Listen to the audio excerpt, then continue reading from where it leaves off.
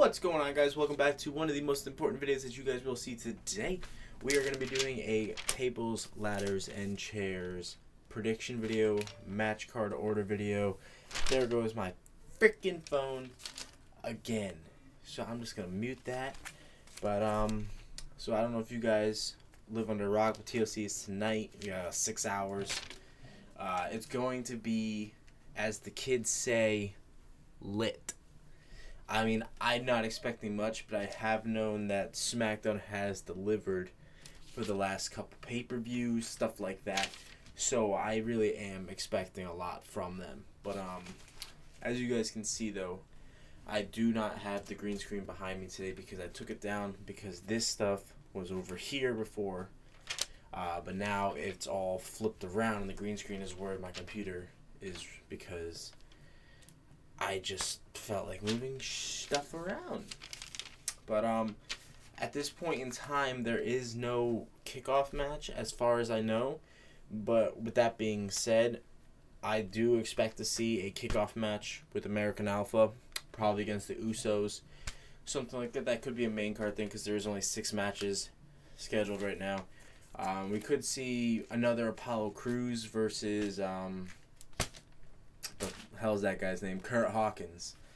Face the facts or something. The fact that he can't wrestle. But before I launch into this video, I just wanted to make it clear that this is a pivotal pay-per-view for the SmackDown brand.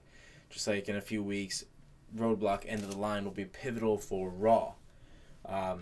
It's pivotal in the sense that it's the last pay-per-view of the year, and the winners of this are going to be the people in 2017 that we will see that SmackDown is getting behind. So I think it should be a good pay-per-view. I mean, I like these eventful matches. And we've got a no DQ match, tables match, chairs match, TLC match, ladder match, you know, the typical stuff. And I think it could be a good pay-per-view. But again, I'm not getting my standards so high, and I find that's when you don't get disappointed. But I believe that first we are going to lead the pay-per-view off with, honestly, we're probably going to lead it off with Miz versus Ziggler for the IC title in a ladder match. And I don't expect this match to really be a problem, but I think the Miz is going to retain. I mean, I don't really have any reasons behind it. I don't like Dolph Ziggler at all. I mean, no disrespect to him or anything. It's just there's something about his wrestling that I don't like. I think he could be doing much better things. And the Intercontinental Championship, as dumb as it is to say, it's the most prestigious when it's with The Miz. I think The Miz is really good, even though he's a heel. I think he's fantastic in the ring, fantastic out of the ring, character-wise. Maurice helping him. It's not really getting stale yet like it was with Charlotte and Ric Flair. It will get stale if they continue to do it, don't get me wrong. But for this point in time, I'm ready for it. I just do not see how Maurice can really impact this match tonight because they got to really take the belt off the thing. But I mean, I guess we'll just have to see what's going to happen. So I'm going to go with The Miz. Second match, I do believe we're going to have Carmella versus Nikki Bella in a no DQ match. I don't know why this feud is still going on. Hopefully, as Nikki said, this will be the last time that we do this feud. And I do believe Nikki Bella is just going to come out on top. I mean, it could be Carmella if they want to actually push a new roster, but why the hell would the WWE want to do that? Because, you know, why fix what's already broken? So I think we'll have Nikki Bella win that. And the next match that will probably follow will be Baron Corbin versus Kalisto in the chairs match.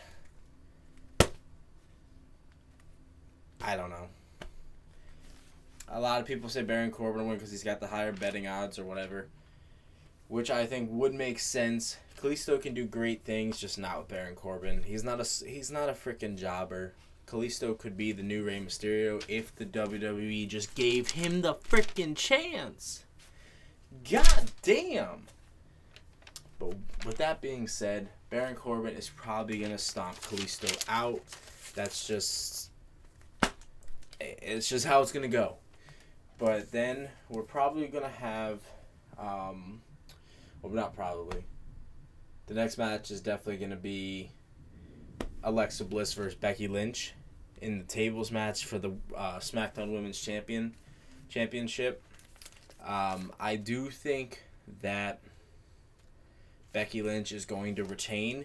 However, I do wish that Alexa Bliss would become the champion. All these new championships are not changing hands, which is driving me up a freaking wall. I don't know what it is about them wanting to just make these long ass records, like the Universal Championship. I understand what they're doing for that. I think they're gonna wait for Finn Balor, but that's another show, another brand, another issue entirely. But the Women's Championship is still fresh, it's still baby. I know they're still getting it in, but Alexa Bliss can be an amazing champion. There's not many heel champions. Actually, I guess there are.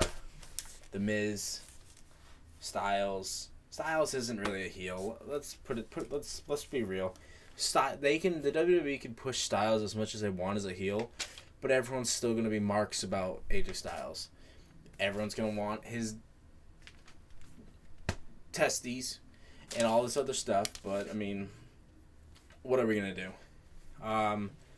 So with that being said, I do think Becky Lynch will retain. She's looking for retribution because Alexa Bliss threw her through that table. Wow. But so with that being said, that's the end of that match. Then the match for the main event, Randy and Bray versus Slater and Rhino. And just a normal match for the SmackDown Tag Team Championship. What the hell is wrong with me today, guys? And as you guys can see, I am a real fan of my boy Randy. I do think that this is the time. This is the match that Slater and Rhino are going to lose their title.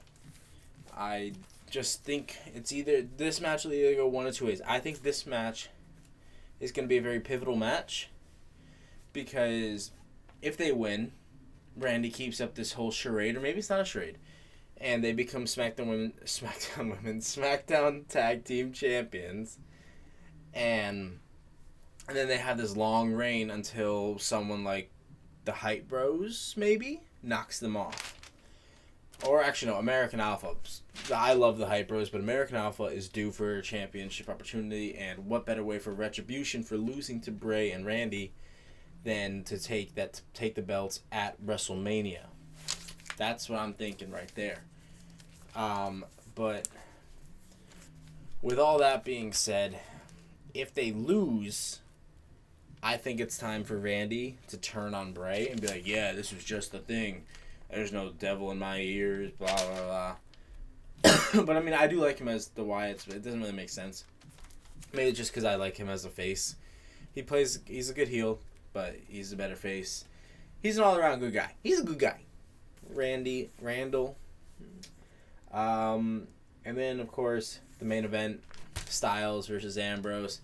Please, for the love of God, again, let it be the last time, WWE. You have other superstars on your roster.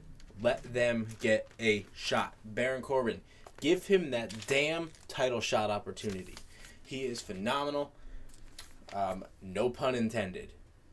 But I think it's going to be a hellacious match. Ellsworth is definitely going to get involved in some way. There's speculation that Ellsworth will turn on Ambrose or Ambrose will turn on Ellsworth, become heel. One of them will be heel, whatever. But at the end of the night, none of that matters because Styles is retaining the championship, and that's just the way it's going to go. I mean, there's no point in him losing the title now, and I do think he will lose the title within the next couple pay-per-views, or either at Royal Rumble or at WrestleMania, not somewhere in between. It's just a matter of how they build the feud.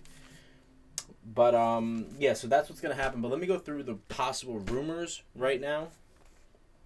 Will Randy turn on Bray? We covered that. Probably see American Alpha. We covered that because there's 6 matches, which is kind of a low number. Usually it's about 7, 6 or 7. So they might be on the main card. They might be on the pre-show. We don't know. An Eva Marie return. There's still rumors of who rung Nikki Bella's bell on the last pay-per-view. People are saying it was Eva Marie.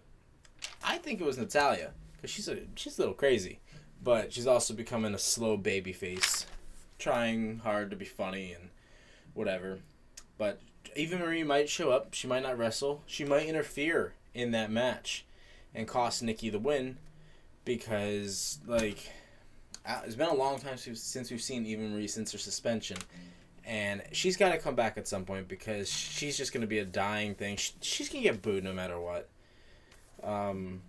There is a strong chance of Undertaker making some sort of an appearance during the main event and starting some kind of feud with AJ Styles. With that being said, this WrestleMania is going to be the Undertaker's last WrestleMania. This is kind of unrelated to the pay-per-view, so if you guys just kind of want to stop watching, leave a like, comment, subscribe. But if you want to hear this, then just keep listening. So with WrestleMania 33 coming up, like, really fast, it's really coming up. It's going to be the Undertaker's last WrestleMania, I would assume. I would hope so. The guy's getting old. He can't handle this anymore. And there's rumors of a Cena versus Undertaker main event. And the way that I've described it as, I think Undertaker should be champion by WrestleMania or win the championship at WrestleMania. Have it literally main event WrestleMania for his 25th WrestleMania. And then have him win and be champion and retire as champion and make that in a vacant title and have a huge, hellacious battle on SmackDown for that title. And give it to anyone. Give it to someone new. Give it to someone old, which is probably what you'll do, WWE. But with that being said, there are rumors that there will be an Undertaker versus AJ Styles match at Royal Rumble. There's rumors that it'll be Shawn Michaels versus AJ Styles. AJ Styles is going to have one hell of a Royal Rumble. But if The Undertaker wins at the Royal Rumble, I think John Cena should win the Royal Rumble.